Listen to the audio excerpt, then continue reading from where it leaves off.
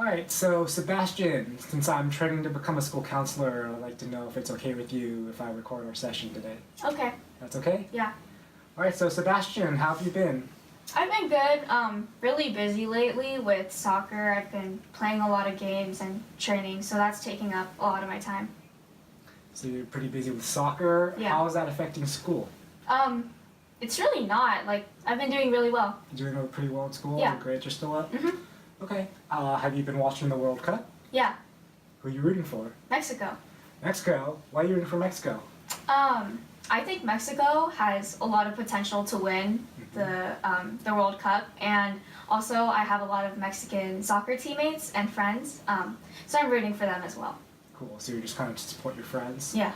What's the feeling like at school, being that there's a sizable Mexican student body and that Mexico is in the World Cup and doing pretty well? Yeah, the Mexican students are like really happy. They come to school like in a really good mood. Mm-hmm. Yeah. So, what are the interactions like between the Mexican and Armenian students? If the Mexican students are in a good mood, what's it like? Because I know that the racial tensions were kind of a concern. Yeah, there's still a lot of tension between the Armenians and Mexicans. The Armenian kids, they kind of pick on the Mexican students since the Mexican students are really happy, and by saying like that Mexico's team sucks and that they're not going to win. And then the Mexican students, you know, they tell the Armenian kids like, you know, they didn't even make it in the World Cup, so, you know, that their team is, they don't even have a team. So there's like some trash talking going on? Yeah. So then what happens after the trash talking? Well, it starts off with a lot of yelling and screaming, and then that turns into fighting, and then sometimes that even turns into like fist fighting and physical fighting. Like yesterday, there was a fight between a 6th grader Mexican kid and then an 8th grader Armenian kid, and I think the Mexican kid like said something to the Armenian kid, and then they ended up getting into a fist fight, and from that, like a big group of kids like swarmed them, and they ended up taking their cell phones out and recording the fight, and the administration did nothing about it. By the end, once the fight was kind of dying down and people were like, you know, it was getting into a really big fight, they came and they tried breaking it up, but it was just really crazy to see that the administration and teachers, they didn't even come out to see like why everyone was like surrounding like one area and screaming.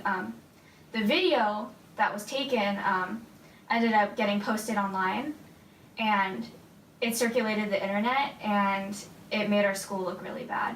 Did you see it? I didn't see it in person, but I did see it online. That's when I first saw it, and I was really appalled to see that, like, you know, the fight went on for so long, and the administrators did nothing about it. So the fighting has been kind of going on, it seems like, Yeah. and you say that administration really doesn't do anything about it, not just in this situation, but in past situations. Yeah. That's kind of been the feeling you've given out. Do you feel safe at school? I do feel sometimes like targeted in a way, because, you know, the Armenian kids are being picked on a lot lately, and we aren't a big like majority of our school, so I feel like we have to stand our ground, because there have been some things in the past that I feel like the Armenian kids have like, things haven't been fair with them when it comes to like when people get in fights and when like bad things happen when they're involved. So as an Armenian student, sometimes you don't necessarily feel protected. Yeah. What do you mean by stand your ground? I mean, like, you know, like that we have a voice in this school, and that we are not afraid to like stick up and like own who we are. So just kind of represent yourself. Yeah. So what do you do if a student comes up to you, maybe a Mexican student, but maybe not, but what do you do if a student comes up to you and starts trash talking you, maybe about your race, maybe about soccer, Yeah. anything? What do you do? Well, I try to avoid all of that like at all costs, but if that does happen, I just walk away from that situation. So you try to avoid it? Yeah. Why do you avoid it? I think because then, you know, it makes the Armenian kids as a whole look bad, and also myself too. I really feel that like personal image is a really big thing, especially for the future and for myself. So you don't participate in kind of the racial back and forth that's going on at school. No. You mentioned that you had some Mexican teammates too, and some Mexican friends. Can you talk about that? Yeah, so I have a lot of Mexican like friends, and then most of my soccer team is Mexican, so I'm always around like Mexican people. So you've been around Mexican people from your soccer. Yes. What's your soccer team look like? Well, there's a majority of them are Mexican, and then there's a couple of Armenian kids who like I've grown up with, and then some white kids, some black kids, and then some Asian kids, but mostly Mexican kids. So it's a pretty diverse team that you're playing on. Yeah. How long have you been playing for? For a while now, like 10 years. Almost 10 years? Yeah. Have your teams always been so diverse? Not really. I mean, when I first started, when I was like really young, I was on a team like of all Mexican kids. I was the only Armenian kid, so I grew up with not much diversity on the team. But then once I got better, there became like more diversity on the teams. So it's kind of become more diverse Yeah. as you've gotten older. What are your responsibilities on the team as a team captain of such a diverse team? Mainly to like unify the team and make sure everyone's like treating each other equally and nice, and just like being the best team that we can be. Sounds like a lot of work. Yeah, it kind of is. It's a lot of work. Yeah. So you have to kind of set an example for the rest of the team to follow in order for you guys to do well. Yeah, that's like a really big part of like being a captain is, showing them being a good example for them, because some of them are a little bit younger than me, so I have to make sure that they're being good so that when they get older they can be leaders too. So trying to set a good example. Yeah. So what happens on the soccer field if you have an opponent that starts trash talking you? Well, sometimes that does get to me, and I know they're trying to just get in my head and make me not play as well, but that kind of trash talking just makes me want to play better and try to show them I'm good, I'm a good player. So you kind of want to shut them up in a way. You want to prove Yeah. them wrong, kind of want to educate them that you are a good player. Yeah. And they're wrong. So on one hand, you were telling me that at school you tend to avoid racial confrontation, which is good. You're trying to stay away from fights. But also on the soccer field, when you are confronted, you want to educate people. You want to make people realize that you're better. So how can we use the skills you use on the soccer field as a leader in how you interact with people at school? Well, as of lately, I've been trying to, become a better leader at school too. I feel like it's kind of taking more time because there is more people like in school, and there's more people who call me names and stuff, or target me or target the Armenian kids. But I think just trying to unify everyone, the entire school of all ages and grades, I think that's really important for our school and the environment of our school. How would a student go about unifying? What would you do if you wanted to unify, say, Mexican and Armenian students? Well, I think it's just being inclusive, especially say in class, if there's a school project or a class project that you need to do, just to invite everyone or anyone who wants to be in your group into your group, making sure that it's not exclusive and that everyone is welcome. So just kind of building those bridges, including people, Yeah. Interacting with each other. Yeah. What does lunch look like at school? What are people doing during lunch?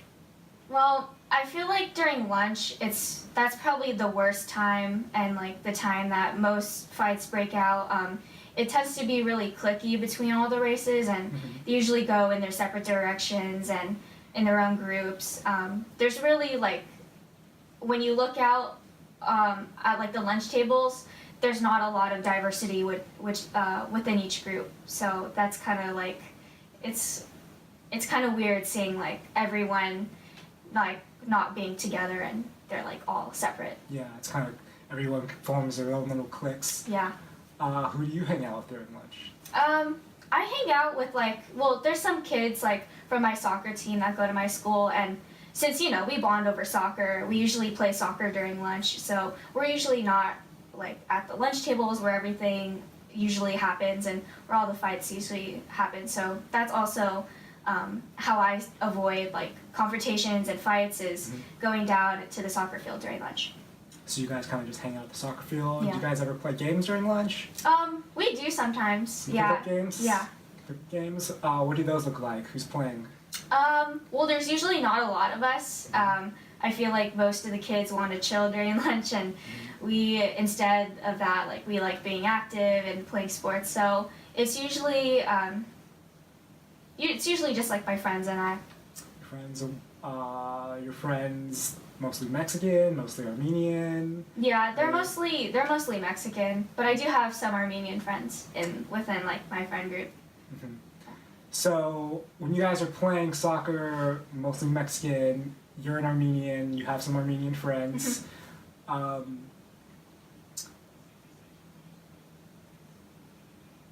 How can we use soccer at school as a way of uniting people? Well, I think we can unite people through soccer by making it all inclusive and just making sure that like everyone is welcome, and no matter what race you are, you can be on like the team. Because I know sometimes it can feel a little bit unwelcoming to someone not like if they're not Mexican to be like on the team, but as long as we make it so that like any kid can play, I think that'll be good for like the school. So teams should be inclusive, kids should be encouraged to play. How often do you guys that are playing during lunch invite the Armenians or the Mexicans or anyone to say, hey, let's go play soccer? Yeah, that hasn't really been like on my mind lately. I usually, it's usually just my friends and I. I really haven't thought to actually invite other kids, but I think that's a step in like a good direction for me. Yeah. So how would you go about that? Say like you're at lunch with your predominantly Mexican friends. Maybe some of them aren't as inclusive of you. Maybe they aren't as open to Armenians, even though you're an Armenian. But maybe some of their friends aren't. So how would you go about either convincing or just communicating with your friends that maybe we should allow or invite some other people to join our game? Well, I think it would be good, like, if they do have a problem with it, just being like, oh, they're just people too, they're kids, they have the same interest in us. That's, I think, really important. Like, if you really love soccer, you won't care who plays or like who you're playing with, especially the race. So just hopefully that they'll understand that once you guys are playing, it doesn't matter what you are, as long as you're good, you guys, that all that matters once you're playing sports, as long as you're good. So what are your plans for the future? Well, hopefully in high school, I will make the high school soccer team. I probably will try out for varsity soccer, but if not, frosh or JV soccer is fine with me. And then I'll try to continue club soccer on the side as well, so I can get as much training as possible. And then hopefully I'll maintain my grades during all of high school, and then hopefully I'll try for a soccer scholarship somewhere for college, because I do plan on going to a university of some sort. Yeah. So you want to play soccer, it sounds like, Yeah. for the rest of your life almost. Have you thought about high school? I know you said you wanted to play varsity soccer. I know your grades are good, so have you thought about your classes that are coming up or the route you want to take in that aspect? Yeah, so I've been kind of thinking about it, and I want to stay I want to push myself academically like I'm doing now, and hopefully that will work in the future. And I think as long as I study and I maintain school and my grades, that everything will work out. So you know that you need to study, it sounds like, but you also plan on doing soccer, club soccer, varsity soccer. How do you manage to keep up your good grades? Like, what motivates you, and also what are your processes to keeping up in school when you are so busy with soccer? Because it's only going to get busier. Yeah. So I just make sure that any chance I get, like I'm studying, and I make sure in my classes that I'm not slacking, and that I also like don't fall behind with my work, because once you fall behind, you like it's really hard to catch up. So yeah, that's like kind of the process I take, and I just make sure that whenever I do fall behind, I try extra hard to get back to where I was before. So you just try to get all the work done when you can. Sometimes you do fall behind, but you just try to get it done. Yeah. What kind of support at home do you have for schoolwork? Because I know that your mom is very heavily involved in your life. She does all the soccer stuff, all the school stuff. So, what kind of support do you have at home for your schooling? Yeah, so my mom, as you said, like is really involved in like my soccer life, and she really pushes me like in soccer, because she knows that I have like a lot of potential. So she always like makes sure I'm doing my best in soccer. And then for school, she knows that I'm a good student, so she just makes sure I'm like on top of all my work, and my grades are good.